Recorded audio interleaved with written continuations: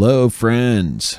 This is Eli from Mystic Circuits coming at you with the final 0 HP build, at least from my perspective, but also hopefully from your perspective. This is for the 0 HP filter. I think that this is the most complicated both to build and also to use. It's a really weird module. I like a lot of the stuff it does, but it's not. Calling it a filter is kind of a misnomer. It's more of a weird wave-shapey, clippy. It does filter sometimes, but it also does other stuff a lot of the time. So, just want to make sure you know what you're getting yourself into. I absolutely would not suggest making this as your first DIY project. If you are completely new to DIY, I have other 0 HPs that are great for that. I would start with the I attenuator. The O attenuator is pretty easy. The 0 HP OR gate is pretty easy. The low pass gate and the AND gate. If you can build a low pass gate and an AND gate, then you'll be able to build this. But until then, I would suggest holding off on purchasing this kit. It is a little bit on the complex side. But if you've done other, full-size DIY projects, you'll have no problem with it. But just wanted to point out it is not our easiest 0 HP. But we are going to go ahead and build it anyways, taking everything out of the bag and verifying that we have all of our parts to start off with. You should start off, you'll see a set of instructions. These are the sort of Cliff Note version of the instructions for people who have built a lot of DIY stuff. This will probably be enough in order to get yourself a finished module. Or you might go partway through it and then be like, I don't know what each part is, and then decide that you're going to, check out the video. But there's also this QR code right here, which will take you to our GitHub, which hosts both a more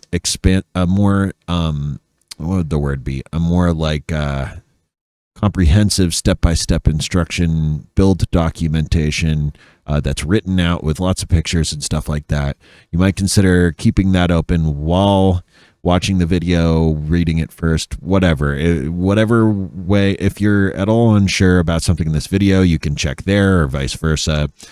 Something to note, I used to offer 3 kinds of filter, right? And they're all sort of misnomers because, like I said, the filtering is really wacky on this. But basically, if you are building this, there are 3 different configurations for some of the parts that come with it.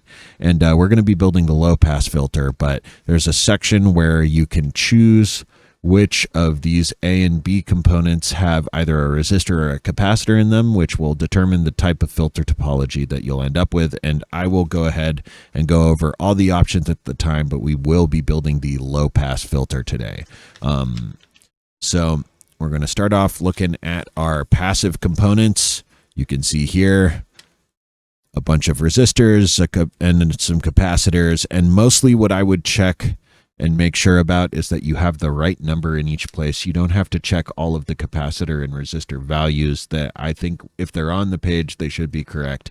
But basically, you should have a group of 4 resistors here, which are 1K resistors, a single 10K resistor here, a single 10 nanofarad ceramic capacitor, which means it's this little orange dot, and then these 2 red 22 nanofarad film capacitors, which are these red squares. And I'll show those later on when we get to that part. There's also a active components bag. It will be in anti-static Mylar bag. Sometimes the bag is just taped to this paper. Sometimes the paper is inside the bag. Realistically, because as you can see, the tape is covering up some of the points on the paper. This is one of the earlier kits that I stuffed, so I think it's good to just sort of make sure you're able to see what's on the paper in order to help verify the contents of the bag, but we're just going to dump them all out. And there should be another part in here. Come on. All right, so this white chip is the H11F1. This is the thing that lets us fake voltage control in our module. The two diodes here, these are 1N4148s, but you might have a different kind of diode in there. And then we have an LED, which is this little pretty red thing. All right, so far we have our passive and active components all together. And now I'm going to go ahead and I'm going to open up this other bag with all the hardware in it. All right. Okay. So to start out, we're going to want our circuit board. This is the most important part of the build. You're definitely going to need that. You might see this lid that says AND gate. The other side says filter, right? So we're going to go ahead and put that over here. We have a bottom for our case. We have two long sides. Those are the ones that say Mystic Circuits, and two short sides, which are the ones that have the holes in them. We have this collection of 4 jacks, 4 rubber feet, 4 bolts, and 4 nuts. All right. So it looks like we have everything that we need. And so we're going to start off by taking the case hardware and putting it to the side for a little while.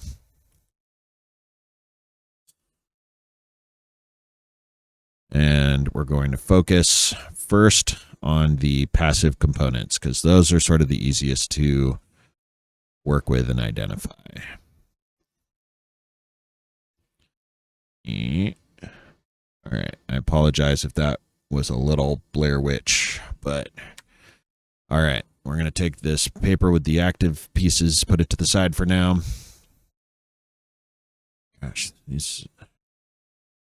Okay, so let's refocus this a little. I think the autofocus is not reliable for this. Okay, so first thing we want to do is take our 10K resistor. I like to start with the resistors that are the least common on a build, just because it makes it easier to know for certain that you haven't accidentally put it in the wrong place, right? And to just kind of, you can be a little bit more brain dead for the rest of it, all right? So we're going to take our 10K resistor and we're going to find the place on the board that says 10K, all right? And that happens to be right here next to the timbre input. All right, so this 10K piece of the board, the resistor goes across this white line, and how we're going to put it in is we're going to take the resistor, hold it by the body, and then flip one of the wires all the way over to a little U-turn kind of shape. All right, and now I like to put the body of the resistor into the white hole, and which is the long leg. You can see on the silk screen, it kind of matches the white circle. And once we have that in the board, hold the resistor down with your finger and then spread the legs in such a way that it's holding the resistor in place in the board. All right. And now we're going to move to the 1Ks. It almost looks like there are too many 1Ks in here, but you know what? It's not that big of a deal. So we're only going to take these 2 out first. And what we're going to do there is we're going to do the same kind of flip over U-turn bit that we did before. And we're going to put it up here and up here. All right. So I'm putting them in such a way where they match up with the white circle, and then spread the legs apart in order to keep it stationary.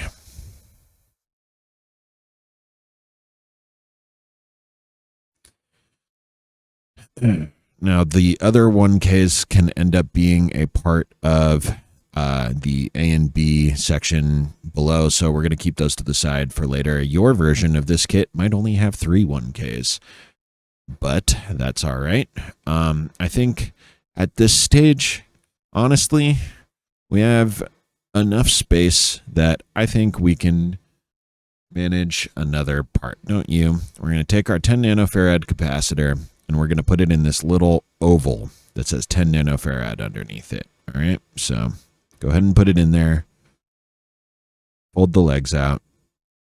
And I'm going to kind of move the legs around so that they aren't intersecting with anything that they shouldn't be, at least for now.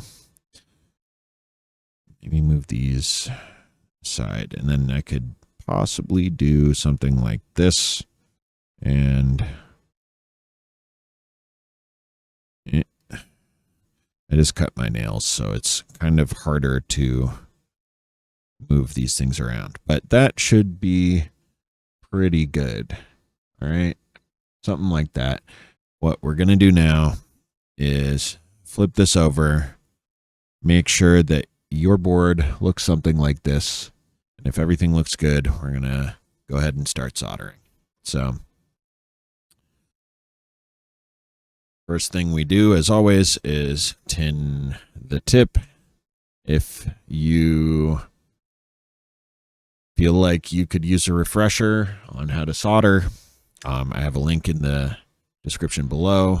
I feel like it has some pretty good tips, even for folks who have done a fair amount of soldering before. I had the realization in the last video that I haven't been soldering for 15 years. It's been 20. So, you know, we can all have our midlife crisis together building modules, right? So what I'm going to do, I'm going to put my iron next to the joint I want to solder and push the solder in until it looks like it's made a good connection, and then lift off. I'm doing my best to avoid getting solder into any of the holes that don't have legs going through them already, because it's a real pain in the butt to deal with that. All right, so I'm going to go ahead and actually flip it around before I get to those inner points, because actually one of the nice things about doing it like this is that you can kind of use the soldering points that have already been done and keep everything and move those legs out of the way. So I'm going to go ahead and do these joints. I'm going to do this joint,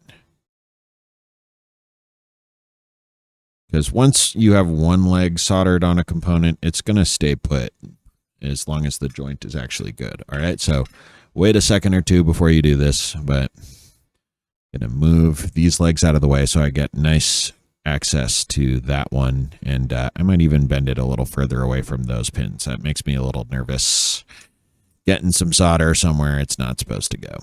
So let's go ahead and take a look. Everything visually looks good. Now, once we know that the legs are cooled off from being soldered, we can move each leg to verify that all of the joints are good. And you'll know it's good because you can see I'm moving the leg, and the area that's the closest to the circuit board is resistant to moving. That indicates that it's made a nice, strong joint.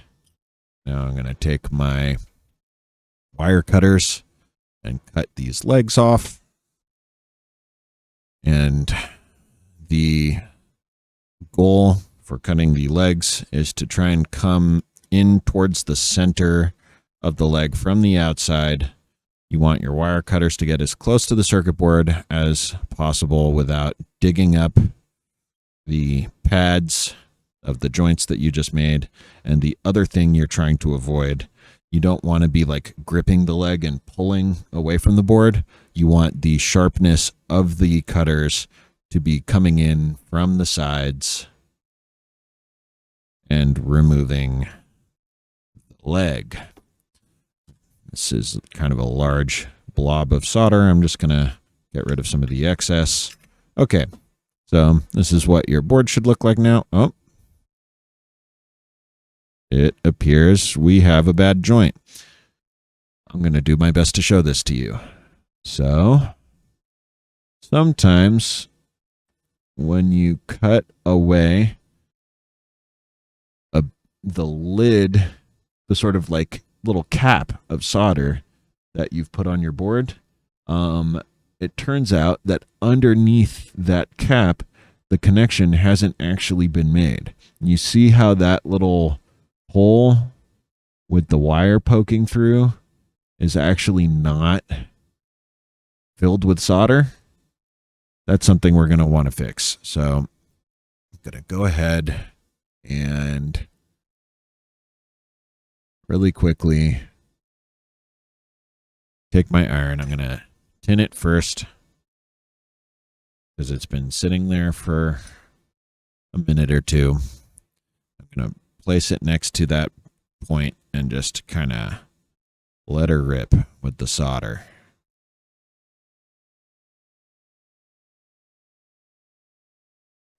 I'm even just going to leave it there for longer than I think is necessary, just so that I can be fairly certain that some solder is flowed onto there. You see how that looks different? Just a little button of solder on top now.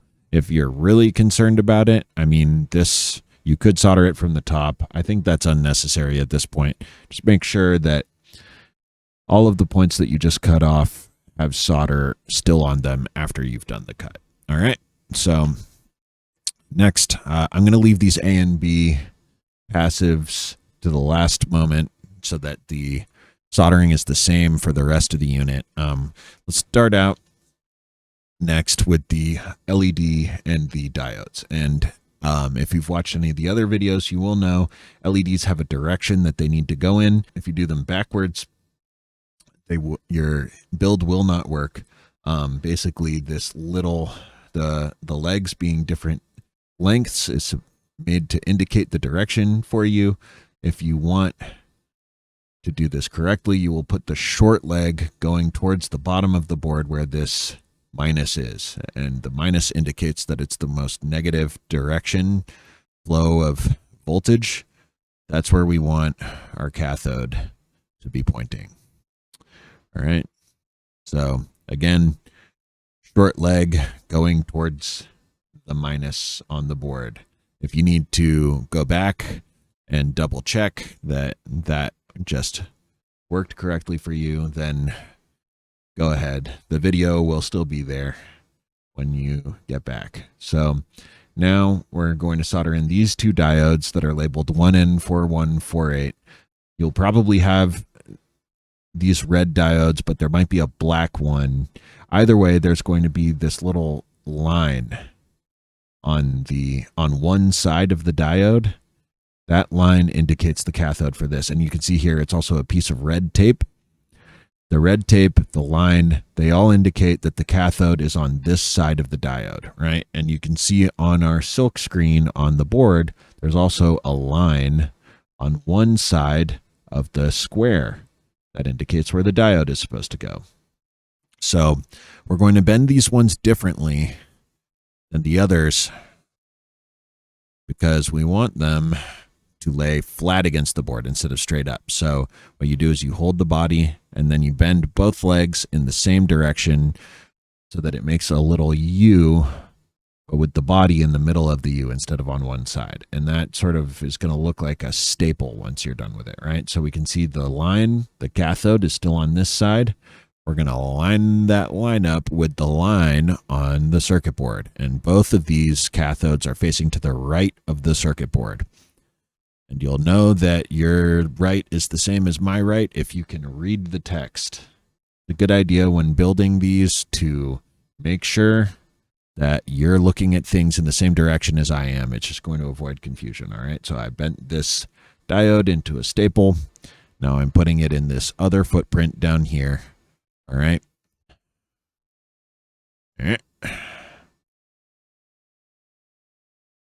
Okay.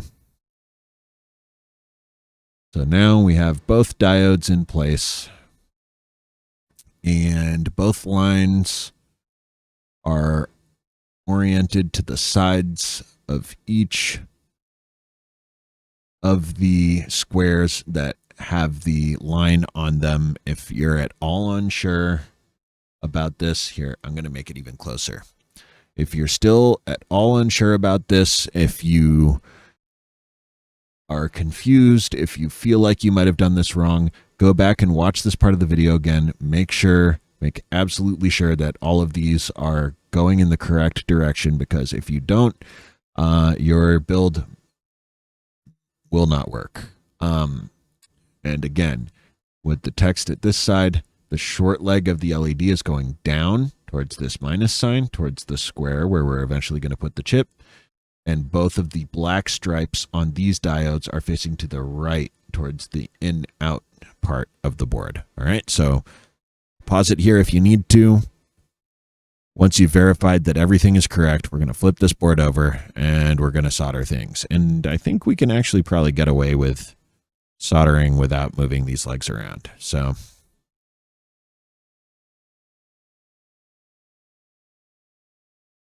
you were so close, camera. All right.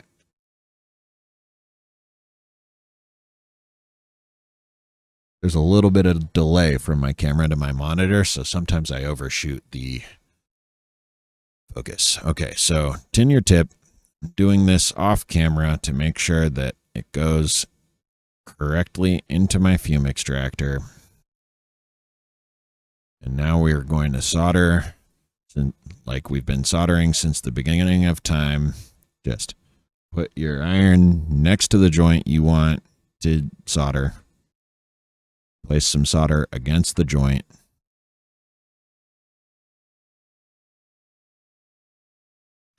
Until you are confident that the solder is flowed correctly into its designated resting place.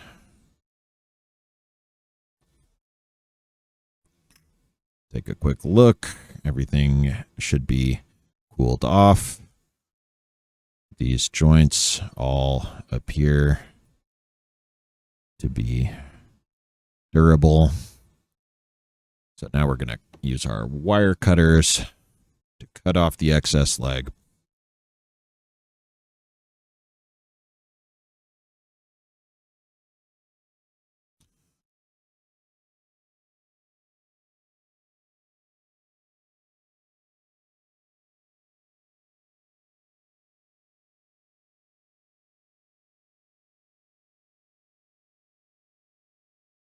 Okay, so now this is what you should see on the bottom of your board. This is what you should see on the top. And so now seems like as good a time as any to solder in our H11F1. Now you are going to have to use your eagle eyes to identify pin 1 on this chip. It is indicated with this invisible divot at the top of the board. I have to kind of shade it so that you can see the slightest implication of a marker. You see that up there? That dot on your chip indicates pin 1. And pin 1 is going to go on your circuit board towards the top of the board. The top of the chip, which is the side that always has pin 1, is indicated with this divot, but actually there's also a little dot here to indicate where pin 1 goes, where the dot for pin 1 goes. So you're going to want to pinch the sides of your little spider thingy together until it fits into the holes. All right. You want to make sure it's nice and flat against the board. And then we're going to do my famous Cobra style soldering, where you hold your board between your thumb and middle finger, and then use your pointer finger to hold the chip in place.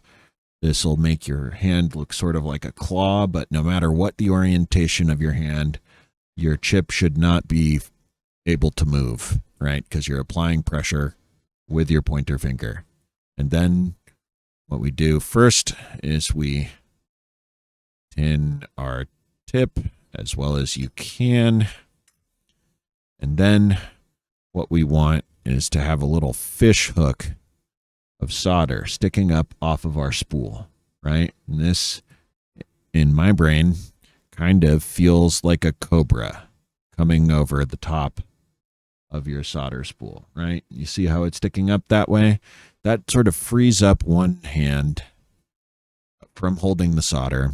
And what we're going to do is we're just going to solder in one pin by holding our iron up. Yeah, and you can choose any of the corners are the easiest, but holding our iron up to that pin and pressing it into the solder in such a way that it melts onto that pin. Dear Lord, this is getting hot. Come on. Sometimes, interesting. Sometimes it helps to melt a little solder directly onto your iron again to tin it. You see how much easier that was? That's because we tinned our iron again. See, I told you it made a difference. Okay, so now that that pin is soldered in, it's very unlikely that your chip is going to move. You might want to just make sure it's nice and flat against there. And now we can solder. Once again, camera, you were almost there. At autofocus, one of these days, you'll do it right. Okay, now we're going to solder on the rest of the pins in. I like to start with the opposite side just to make sure it's holding everything together. And now we can do these other pins. Other pins. All the other pins. All right. Looks like that first pin could use a little bit of extra solder as well. Okay, those all look pretty good. So you should just visually verify that none of those pins are touching each other. Look over on this side. If that dot that we pointed out isn't up here, good luck to you. Now, I'm going to go ahead and cut off the extraneous solder on the bottom of these pins. Because the bottom of our lid is conductive on some of them for aesthetic purposes.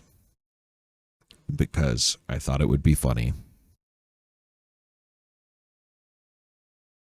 Okay.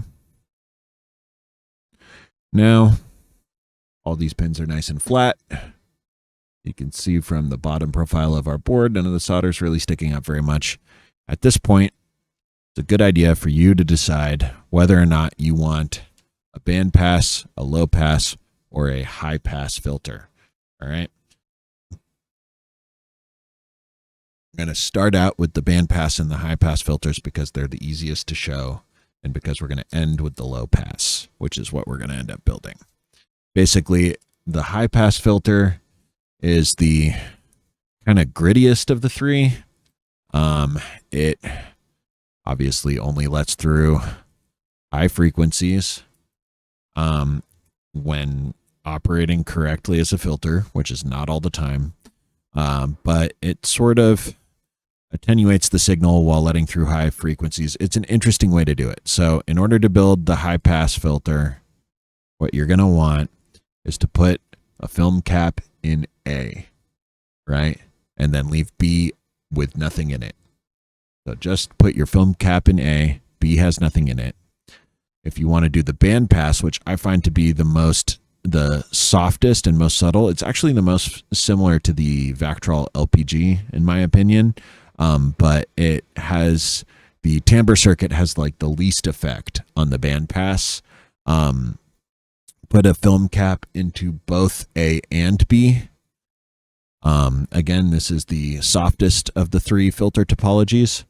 If you want a low pass, which is what we will be doing, what you're going to want to do is take a 1K resistor. Ideally, don't do this with one hand, but you're going to turn it into that staple shape that I said earlier. You're going to put the 1K into the A position and keep your film cap in the B position. And you might not be able to get it all the way flat without bending it in weird ways. Don't worry about that. But this is the configuration that we are going to be doing for the low pass. I would say if you can't make up your mind, just go ahead and do the low pass with me. It's a perfectly good sounding option. So go ahead and bend the legs out. These film cap legs are kind of annoying and thin, so they might hurt your fingies. Put the paper away. Now we're going to go ahead and do this last little bit of soldering. Tin your tip.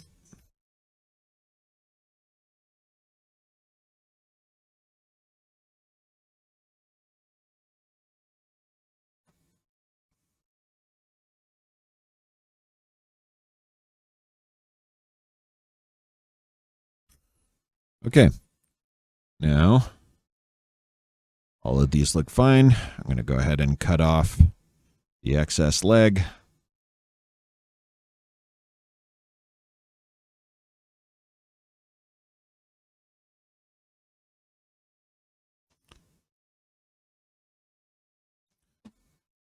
And this is what you should see. So once you're here, we got to solder the jacks. And that's all that's left. Whoop. Apologize for that. And brilliantly, I made the holes in this board too big. If you flip it over, your jack's just going to fall out. So we have to do the same thing as we did on the Blinkist video. And that is, we're sort of going to do our Cobra technique with each of the jacks, but we only have to do it on one pin. In fact, you should only do it on one pin because we need to verify that everything is nice and flat before we finish up. So go ahead and tin your tip, and then we're going to hold each jack with one finger. Make sure you touch the plastic part of the jack and not the metal part because it will get hot. All right, so I did that by holding it with one finger and pushing in with the Cobra thing. You can do it by putting your jack in the circuit board, right? Putting it against the table, making sure it gets as close as it can to its final place, and then kind of pushing with your iron and soldering one of the joints. And the idea behind this is that you're probably going to have to adjust the jack afterwards. I'll show what that looks like. But basically, if we go back up here, you can see, not super well, but because this diode is over here, but basically the back of this jack is lifted and you can see it moving a little. So what we're going to do is we're going to push down now, reheat this joint until the entire thing melts, and then pull away. Leave your finger there.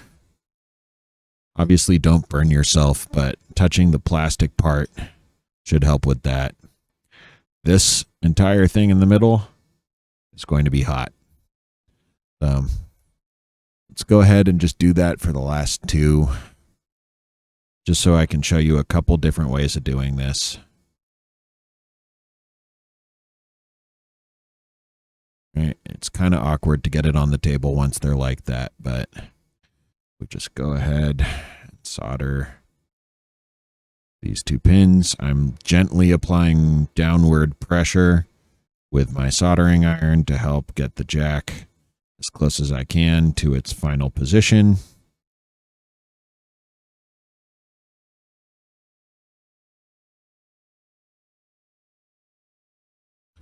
Those two actually look pretty good. So let's take a look.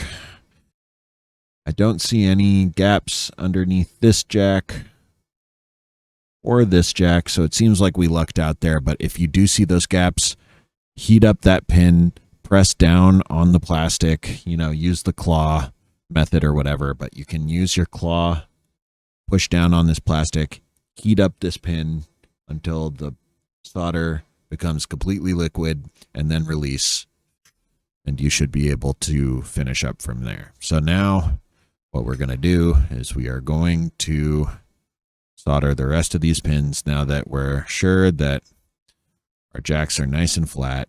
And actually, before I go to the other pins, I'll show you one way that you can sort of verify that your jacks are in the right position is you take one of these short pieces, just stick it on over the jacks. If you didn't have to fight or wiggle it or anything like that in order to do it, you're in a good position.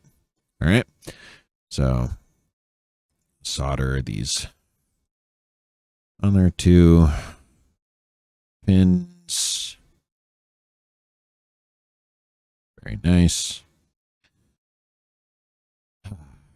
And now, like I've said before, you don't need to solder these four. They're the normalization jacks, but if you're at all unsure what that means, whether or not you should solder them, or whether or not you've identified the right pins, just go ahead and solder them anyways, just to make sure it doesn't result in a missed connection. And now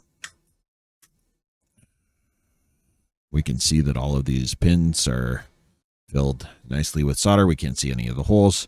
I'm going to go ahead and cut off these 6 tabs that are the closest to the middle of the board, being these 1, 2, 3, 4, 5, 6.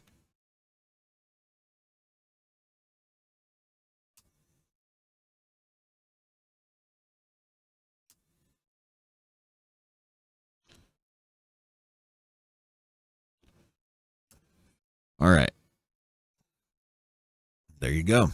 You should have a 0 HP filter that looks something like this on your table. Now we're going to put on the case. So what you want is for the labels on the jacks to match up with the labels on the lid. Timbre has been replaced with clip. And I can't actually find the text that says out. So if you see in on your top left and in on your top right, in on the top right. The other way to make sure that you have everything right is that you should be able to read both the panel and the circuit board labels without rotating anything or flipping anything over in your head. So Mystic Circuits, 0 HP filter, Mystic Circuits. You can read both in the same orientation. All right. So what we're going to do to start is we're going to take our short sides. You can see there's this tab here. That tab is going to end up in one of these openings on the lid. And so using your lid as a reference, we can see that this tab goes to the top on this side. This tab goes to the bottom on the right side.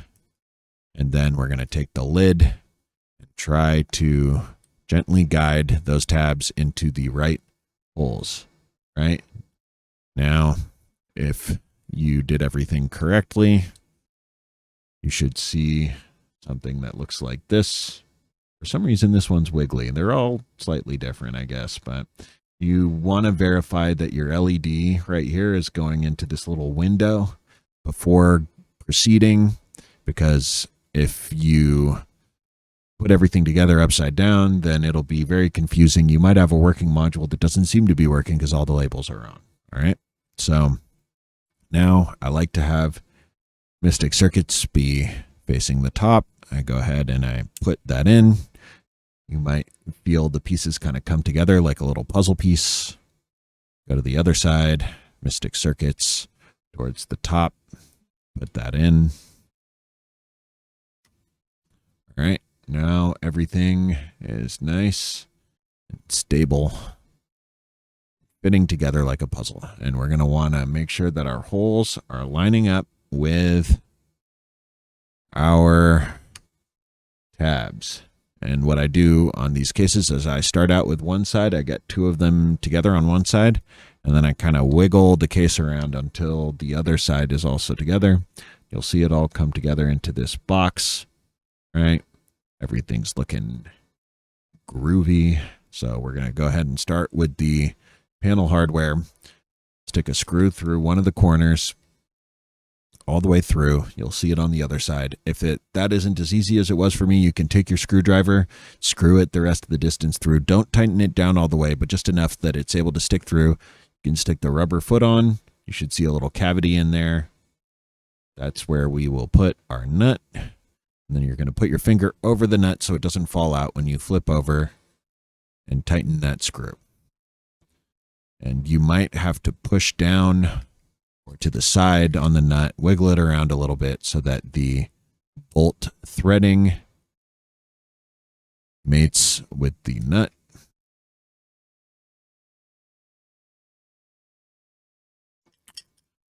Doing all four corners.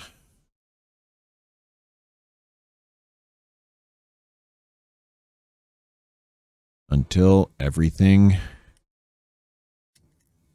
from the bag is all put together. All right. So now I usually like to label the filter that I just built because there's the 3 different kinds. In order to do that, I'm going to need a Sharpie. And usually what I do is I black out the 2 filters that aren't being used so that the used filter looks like it's white, right? So you can see here, low pass LP. That's the only one that I didn't black out so that it looks the most sort of vibrant, right? It's the most noticeable. So yeah, there you go. You've built a 0 HP filter. This is the hardest of the 0 HP kits that I sell. So if you built it and you're feeling good about it, pat yourself on the back. You've graduated from the 0 HP degree. Yeah, there you go. I'm going to attach a little section towards the end of this video to show you how to go ahead and test that you built your 0 HP correctly. Otherwise, thank you for watching. Okay, I have a nice quick demo video for how to check and make sure that your 0 HP filter is working correctly. The first thing you're going to want to do is take an envelope, plug it into your CV jack, make sure that the LED is turning on, and it appears to be doing so. Now we're going to go ahead and plug an audio source into the input and plug out of our output. You can hear we have some activity. Go ahead and grab a longer cable and plug a second oscillator into the clip input.